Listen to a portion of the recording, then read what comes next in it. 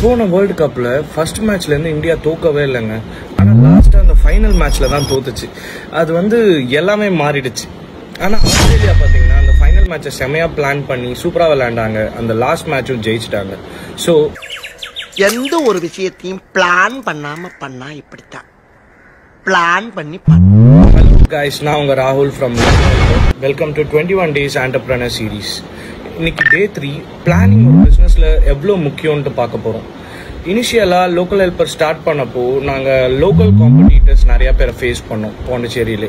அவங்களுக்கு ஈக்குவலா எங்களால காம்படிஷன் வாஸ் வெரி ஹார்ட். அதாவது எப்படின்னா, நாங்க கார்பரேட் லெவல்ல ஒரு மார்க்கெட்டிங் ஃபார்ம் பண்ணுவோம், கார்பரேட் லெவல்ல ஒரு ஸ்ட்ராட்டஜி ஃபார்ம் பண்ணுவோம், கார்பரேட் லெவல்ல ஒரு பிசினஸ் பிளான் பண்ணுவோம். ஆனா அது எதுவுமே ஒர்க் அவுட் ஆகாது. எல்லாம் everyone are local competitors and they have their own traditional way of marketing. இது எல்லாமே எங்களுக்கு ரொம்ப கஷ்டமா இருந்துச்சு. அட் சர்டன் பாயிண்ட் பாத்தீங்கன்னா எங்களோட இன்க்ரீஸ் பண்றோம், எதேதோ பண்றோம். we started losing customers day by day. இது எங்களுக்கு ஒரு டேஞ்சர் ஜோன் மாதிரி இருந்துச்சு. இதுல இருந்து எப்படியாச்சும் வெளில வரணும். So we had no other. எங்களோட ஸ்ட்ராட்டஜி, எங்களோட பிசினஸ் பிளான், எங்களோட ஸ்ட்ரக்சர் எல்லாத்தையுமே சேஞ்ச் பண்ணா மட்டும்தான் இதுல இருந்து வெளில வர முடியும்னு புரிஞ்சுக்கிட்டோம்.